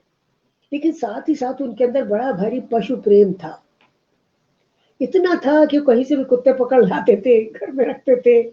मैना, तोता, बिल्ली, कबूतर, जाने कितने पशु पक्षी उनके घर में शरण पाते थे। और बिल्लियों को तो वो बहुत ही प्यार करते थे। तो अखिलेश ने ये सारी चीजें देखी है। और आप ये देखिए कि उन्होंने मुद्रा जी का एक उन्होंने बहुत मजेदार प्रसंग बताया कि राकेश जी एक बड़े अच्छे नाटककार, साहित्यकार और नाट्य प्रेमी, रंगकर्मी, ये लखनऊ के हैं, हिंदी जगत के हैं। एक बार उन्होंने आधी रात में उनको फोन किया, मुद्रा जी ने, और उनसे कहा कि भाई मेरा बेटा मर गया। वो इतने डर गए, उन्होंने कहा हे भगवान क्या हो गया, मैं अभी आऊंगा, मैं अभी आता हूँ। तो उन्होंने कहा नहीं अभी मत आओ, तुम सुबह आना। फिर पता चला उनका कुत्ता मर गया था। तो आप देखिए वो अपने बच्चों को इतना प्यार करते थे, अपने अपने पशु पक्षियों को इतना प्यार करते थे कि उनको अपने संतान समान समझते थे। ये जो उन्होंने कोशिश की है अखिलेश ने कि हर चीज को पकड़ा और ये बताया कि वो कितने विलक्षण थे हर चीज में, उनकी हर अदा, उनकी हर बात कितनी विलक्षण थी। उन्होंने रिश्ते बिगाड़े लेकिन वो माफ कर देते थे। उन्होंने कई लोगों को सताया लेकिन बाद में वो फिर उनके साथ संवाद करने लगे। ये सारी बातें उनके अंदर बहुत अच्छी थी। उसके बाद अखिलेश आते हैं श्रीलाल शुक्ल पर। अब श्रीलाल शुक्ल को हम लोग राग दरबारी के लेखक के रूप में जानते हैं। श्रीलाल शुक्ल को हम लोग एक अग्रज रचनाकार के रूप में जानते हैं और एक बहुत विटी इंसान के रूप में उनकी याद हमें आती है। अखिलेश ने यहाँ उनको जो शीर्षक दिया है उस चरित्र और उस अध्याय को, एक तरफ राग था, सामने विराग था। उनके अंदर ये दोनों चीजें थी, हर लेखक के अंदर होती है। देखिए हम कितना भी किसी अनुराग में लिप्त हो, हम कहीं बाहर खड़े होकर अपने को देख भी लेते हैं। हम एक साथ दर्शक भी होते हैं और भोक्ता भी होते हैं। और श्रीलाल शुक्ल में तो ये चीज कूट कूट के भरी थी, क्योंकि एक तरह तो सरकारी सेवा में थे, उच्च पदस्थ अधिकारी थे, दूसरी तरह वो बहुत अच्छे गृहस्थ थे। उन्होंने कभी अपने किसी बच्चे की प्रगति को ना रोका, ना टोका, ना बाधित किया, ना जबरदस्ती मोड़ा उन्होंने। और वो हमेशा एक आंख हमेशा रखते थे इस बात पर। उनकी बहुत ही विद्वान और संगीत रसिक उनकी पत्नी थी गिरिजा जी। और अखिलेश उनके बहुत अभिन्न थे। अखिलेश की उनके साथ बहुत आत्मीयता थी, क्योंकि वो उसी कॉलोनी में, इंदिरा नगर में वहीं रहते थे आसपास। और अखिलेश को वो बहुत अखिलेश के लिए वो बहुत लगाव भी महसूस करते थे। जब उन्हें कभी अखिलेश कोई बात बताते थे उनके बारे में, कोई खासियत या विशेषता या कोई ऐसी बात की जो अनयूजुअल है, अलग किस्म की है, तो श्रीलाल जी कहते थे क्या मैं वाकई ऐसा करता हूँ। यानी बड़ी मासूमियत से वो पूछा करते थे, उनको पता ही नहीं होता था कि उन्होंने ऐसा किया। और वो पूछते थे क्या मैं वाकई ऐसा करता हूँ। और मुझे याद है कि मैंने भी एक बार जब उनका इंटरव्यू लिया था तो मैंने कहा था कि शीला जी आप विचारधारा में अपने को कहाँ खड़ा पाते हैं। तो शीला जी कुछ देर सोचते रहे और जब खड़े हो जाते थे बात करते करते, और उन्होंने कहा कि मैं ममता थोड़ी दूर बीच सड़क पे चलता हूँ और जरा सा बाया मुड़ता हूँ मैं। उन्होंने ये कहा था, तो मुझे अच्छा लगा। मैंने कहा इतनी अच्छी बात है कि आप दाएं नहीं मुड़ते। उन्होंने उसे ही कहा था। तो अखिलेश में उनकी बहुत सारी ऐसी आदतें पकड़ते हैं जहाँ पर श्री लाल जी प्रकट होते हैं हमारे सामने। जैसे राग दरबारी के वो बताते कि उनके अंदर पुराने लेखकों की तरह एक ये था, या विदेश के लेखकों की तरह एक आदत थी कि वो किसी खास जगह जाके लिखते थे। जैसे राग दरबारी के बहुत सारे चैप्टर्स उन्होंने कार्लटन में बैठकर लिखे, Carlton bar and hotel Lucknow, वहां उन्होंने लिखे। और विश्रामपुर का संत उपन्यास शीला शुक्ल ने अपनी पत्नी की बीमारी में घर में रह के लिखा 6 साल में। उनकी पत्नी 6 साल बीमार रही। 6 सालों में वो एक तरफ लिखते जाते थे, एक तरफ पत्नी के ऊपर आंख रखते थे, क्योंकि उनकी पत्नी बहुत ज्यादा बीमार रही। तो ये अखिलेश ने देखा है लगातार। और एक और अतिवाद था शीला जी में, जो बहुत से लेखकों में होता है, और मेरा ख्याल है कि लेखन जगत में शायद सुरा जो है वो स्याही का काम देती है। तो शीला जी का भी सुरा प्रेम हम सबके बीच में बहुत ही एक जानी पहचानी बात थी। लेकिन शीला जी खुद कैसे थे? अगर कोई उनके सुरा प्रेम के बारे में लिख दे तो वो बहुत नाराज होते थे। वो कहते थे हटाओ हटाओ इस बात को। और वो उन्होंने एक बार मुझे इंटरव्यू जब दिया था तो उन्होंने यही कहा था कि ममता, अगर मेरे मुंह जुबान पर एक कतरा भी शराब हो तो मैं लिख नहीं सकता। और उसके बाद उन्होंने, जब मैं घर चली गई, तब उन्होंने मुझे रात में, देर रात में 12 बजे उन्होंने फोन करके कहा, ममता वो इंटरव्यू मेरा फाड़ दो और फिर से आओ, मैं फिर से प्रश्न बनाओ, मैं फिर से तुम्हें उत्तर दूंगा। इसी तरह अखिलेश ने जब उनके बारे में लिखा तो उन्होंने कहा कि ये बात हटाओ।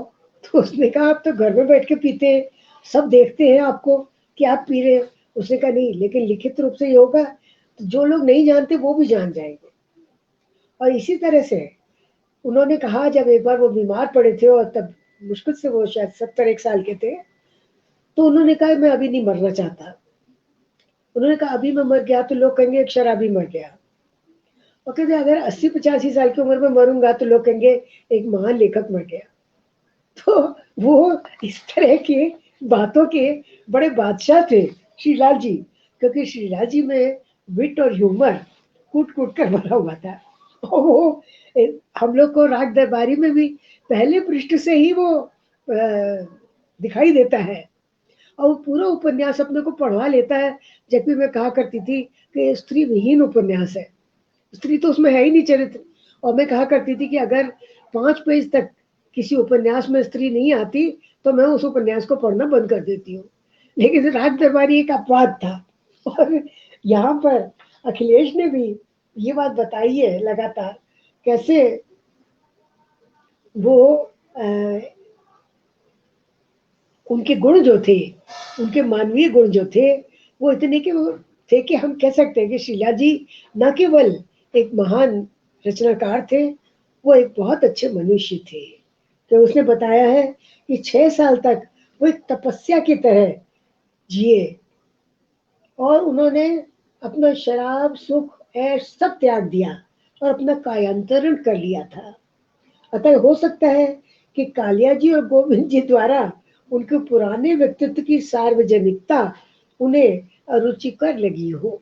क्योंकि मुझे याद है रवि ने लिख दिया था उनके बारे में कि उनके नौकर ने जवाब दिया कि साहब शराब पी रहे हैं, तो उन्होंने कहा था ये हटाओ, और रवि नंबर 1 की जिद्दी थे, रवि ने नहीं हटाया, तो इस बात से वो नाराज हुए थे। मेरा ख्याल है कि थोड़ा सा तो लेखक की भावना का ध्यान रखना चाहिए, और अगर आप लेखक हैं तो ये और भी जरूरी है कि ये भावनाओं का ध्यान रखा जाए। लेकिन शीला जी हमेशा परिवार से बंधे रहते थे, और वो ये कहते थे कि चाहे घरेलूपन कितनी भी उबाऊ चीज हो, मैं घरेलूपन की कद्र करता हूँ। और ये एक तरह का संदेश भी है हम सबके। वो कहते थे कि एक अजीब सी बात भी वो कहते थे, वो कहते थे कि आदमी के सुखी रहने का मंत्र ये है कि वो पत्नी को प्रेमिका की तरह प्रेम दे और प्रेमिका को पत्नी की तरह विश्वास। वो शरारती भी थे वो। शीला जी सज्जन थे लेकिन शरारती भी थे वो साथ ही साथ। और वो कहते थे कि मैं रचना कर्म की पहली शर्त समाज धर्मिता मानता हूँ। ये बात वो बहुत अच्छी उन्होंने कही कि रचना कर्म की पहली शर्त ये है कि वो समाज से जुड़ी रहे। ये सारी चीजें थी उनके अंदर। एक तरफ जीवन के सामने उनकी मृत्यु थी, एक तरफ पुरस्कार था, एक तरफ एक तरफ उनके मृत्यु थी। और 31 दिसंबर 2011 को जब उनका जन्मदिन 28 अक्टूबर को था, उन्होंने दुनिया को अलविदा कह दिया। उस समय मुझे याद है उन्हें ज्ञानपीठ पुरस्कार दिया गया था। तो अब हम आते हैं आखिरी चैप्टर पर।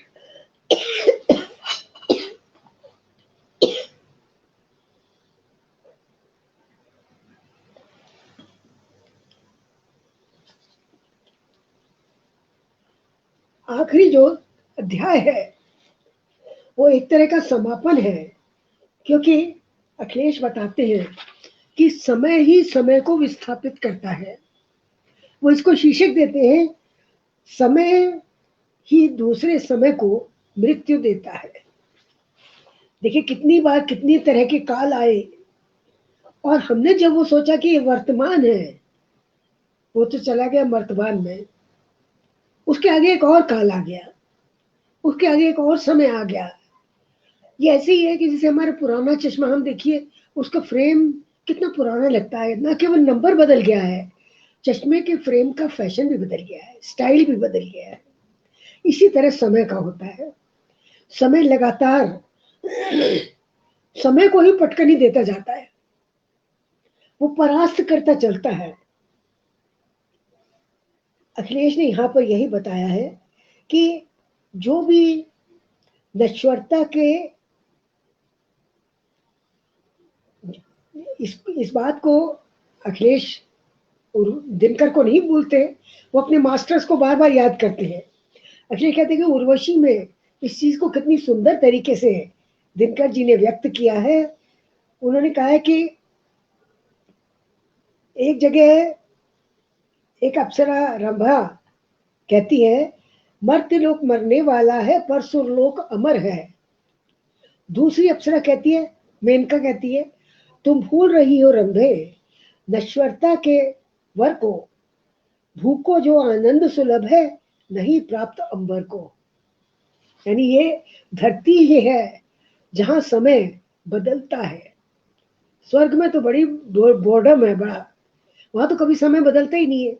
और वहां इसीलिए उर्वशी बताती है, कहती है कि इंद्रिय बोध जो यहाँ है, दुनिया में है, इस नश्वर दुनिया में जो है, वो इंद्रिय बोध स्वर्ग में तो बिल्कुल नहीं है। फिर सब लोग क्यों कहते हैं भाई हम तो स्वर्ग में जाना चाहते हैं, स्वर्ग में जाना चाहते हैं। इसके लिए मुझे याद आता है, हुल्लड़ मुरादाबादी ने लिखा ना कि जिसको देखो स्वर्ग जाना चाहता है तो नरक में क्या भैंस बधेगी? नरक बिल्कुल खाली रहेगा क्या?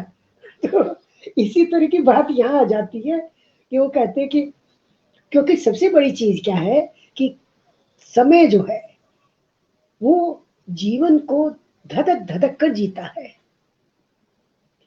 समय जीवन के लिए वो सारी वस्तुएं, विचार, व्यक्ति पेश करता है जिनसे कि हमारे जीवन की धड़कन बनती है, जिनसे कि जीवन में हमें दिलचस्पी आती है, जीने योग्य लगता है। हम सुबह से शाम तक क्यों संघर्ष करते हैं, क्यों काम पर जाते हैं, क्यों लौट कर आते हैं, क्यों फ्राइडे को इतने खुश होते हैं, TGIF कहते हैं, थैंक गॉड इट्स फ्राइडे। क्यों हम करते हैं ये सब? इसलिए करते हैं क्योंकि हम जीवन की डोर को पकड़े हुए हैं। हमें पता है ये जीवन नश्वर है, फिर भी हम इसको पकड़े रहते हैं, थामे रहते हैं, क्योंकि जीवन जीने में जो सुख है वो मर जाने के बाद कैसे पता चलेगा। और यहाँ अखिलेश एक बहुत मार्मिक बात कहते हैं।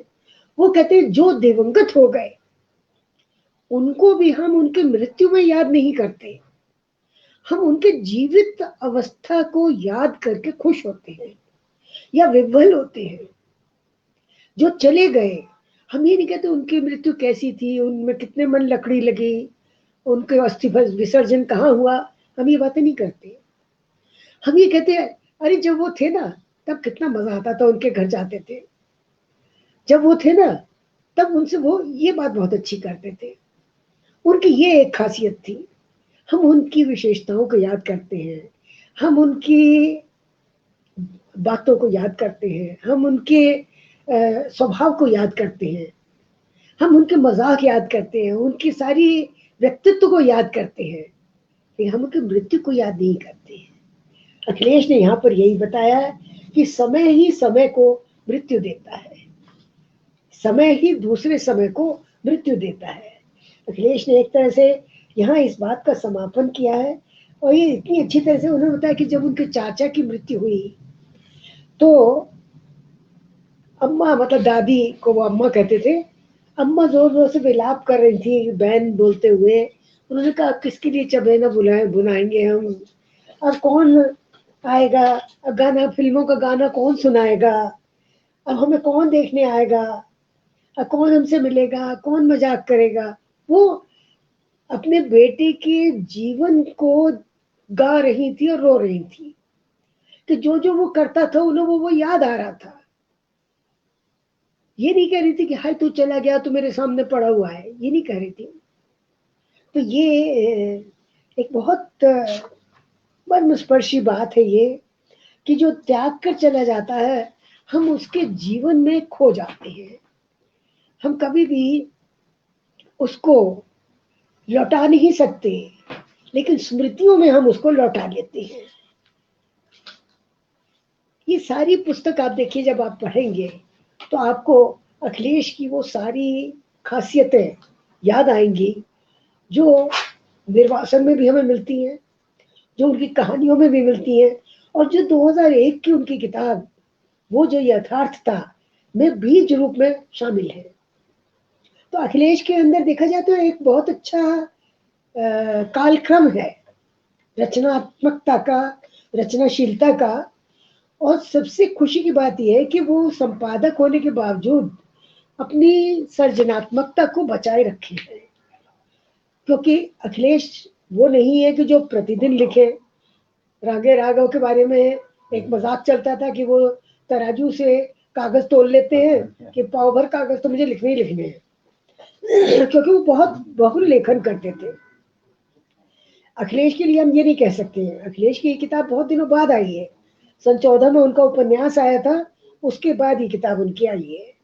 अखिलेश बहुत देर धीरे धीरे जमा कर, पैर जमा कर लिखते हैं, हाथ जमा कर लिखते हैं वो। और अखिलेश ने अपनी रचनात्मकता को बचाया हुआ है, क्योंकि एक संपादक को देखिए कितनी रचनाएं पढ़नी पड़ती है, एक संपादक को सारा दिन किसी न किसी से मुखातिब रहना पड़ता है, और वो इतनी पढ़ता है रचनाएं कि अपनी रचनाशीलता अगर उसकी कहीं बीच में सरस्वती की धारा की तरह विलुप्त हो जाए तो कोई आश्चर्य नहीं। न जाने कितने बहुत अच्छे लेखकों को मैंने संपादन के जाल में पढ़कर एक धूमिल लेखक बनते देखा है। धर्मी भारती जी भी अगर ना करते धर्म का संपादन तो मेरे ख्याल है न जाने वो कितनी रचनाएं और लिखते थे, अंधा युग जैसी। लेकिन संपादन ने उनका पूरा समय ले लिया। फिर तो धीरे धीरे क्या होता है कि संपादन की सपने में भी आपको अपना अगला आगामी अंक दिखाई देने लगता है। एक समर्पित संपादक का ये हाल होता है। तो अखिलेश अपनी रचनात्मकता बचाए रखे, बनाए रखे, उनसे हमें और इसी तरह के जीवंत किरदारों का इंतजार रहेगा, क्योंकि उनके जीवन में न जाने कितने जीवित चरित्र आते हैं, कितने लोगों से वो मिलते हैं। यारबाश आदमी है, उनके पास हमेशा महफिल लगी रहती है, लोग आते रहते हैं, जाते रहते हैं। साथ ही साथ अखिलेश का एक हिस्सा, एक धागा उनके अंदर अक्खड़पन का भी है। अगर हो गए वो किसी से अगर वो हो गए किसी से बेमजा, विरक्त, तो फिर वो किसी भी तरह से उसके पास जाएंगे ही नहीं, उससे कोई बात ही नहीं करेंगे वो। ये भी उनके अंदर है, और ये होती है, और ये होनी चाहिए हम सबके अंदर। हमारी रीढ़ की हड्डी मजबूत होनी चाहिए। हम लिखें कितने भी विनम्र हो, लेकिन हमारी रीढ़ की हड्डी हमेशा हमेशा सीधी रहनी चाहिए। मैं सेतु प्रकाशन को भी इस बात के लिए बहुत बधाई देती हूँ कि उन्होंने छोटे से कालक्रम में बहुत अच्छी किताबें हमारे सामने प्रकाशित करके प्रस्तुत की हैं और बहुत ही सही वाजिब दामों में उन्होंने दी है। और अखिलेश को भी मैं बधाई देती हूँ। नमस्कार। जी शुक्रिया ममता जी। कहा तो आप सोच रही थी कि इतनी देर तक कैसे बोलेंगी, और क्या खूब बोली। मेरा गला जो है ना परेशान करता है। बीच में भरा जाता है। जी बिल्कुल, मगर यह आपका एक यादगार वक्तव्य रहा, यही कहा जा सकता है। क्योंकि साथियों, आप सभी इसे महसूसते होंगे कि ममता जी चाहे वे लिखें या पढ़ें या बोलें, स्वयं उसका आनंद उठाती है। और जब कोई रचनाकार इस तरह के उपक्रम के बीच स्वयं जब उसको एंजॉय करने लगता है, तो निश्चय ही चाहे उसके पाठक हों या श्रोता हों, दर्शक हों, उसके साथ जोड़ते चले जाते हैं। पता ही नहीं चला कि कब 1.5 घंटे होने को आए, और पता ममता जी को भी नहीं चला। पता ममता जी को भी नहीं चला, क्योंकि वो खुद भी उसको एंजॉय कर रही थी। यह हम सभी के लिए उपलब्धि है। और तमाम मित्रों की प्रतिक्रियाएं आ रही हैं। विनय सौरभ, रविंद्र सिंह, महेंद्र रंगा, रश्मि पाठक, शालिनी साहू, अनुला चतुर्वेदी, मधु काकरिया, तमाम लोग जुड़े हुए हैं। प्रीति चौधरी, आर के सिंह, भरत शर्मा, सुरेंद्र अंकुश, रतन सौ, अमिता पांडे, मंजुला चतुर्वेदी, माला सिंह, अंशुमति, हितेंद्र पटेल, गणेश शर्मा विद्यार्थी और तमाम लोग। एक बात और भी कहना चाहूंगा साथियों, कि आज इस अक्ष पर तो चर्चा हुई ही, और यह एक ऐसी चर्चा रही जो कई कई कोणों से पुस्तक में कई नई चीजें जोड़ती हैं। एक ऐसा वक्तव्य रहा जो पुस्तक के साथ साथ चल रहा है, कभी उसके साथ, कभी आगे, कभी पीछे, क्योंकि स्वयं वक्ता भी उसका पात्र है, या और जो लोग पात्र हैं, जो चरित्र हैं इस पुस्तक के, उनके बीच ममता कालिया सगर्व खड़ी हैं, सचल हैं और लगातार सक्रिय हैं। तो यह किसी पुस्तक पर सुदीर्घ और सुगठित वक्तव्य तो है ही, मगर जिस तरह से क्रमवार अध्याय दर अध्याय ये तमाम चीजें आगे बढ़ती गईं, उससे यह भी हमें प्रतीत हुआ कि यह एक साझा रचनात्मक उपक्रम भी साबित होता है, इसलिए कि यहां दो लेखक कई कई कृतियों को भली भांति जान रहे हैं। इससे बहुत ही रोचक तरीके से यह संवाद संभव हो सका। अलग अलग पीढ़ियों के ये दो रचनाकार एक साथ ऐसे कई अनुभवों, प्रसंगों के गवाह हैं।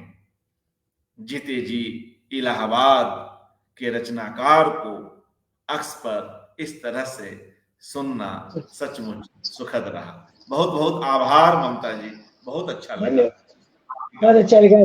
धन्यवाद। शुभ रात्रि। हाँ, बंद कर दो।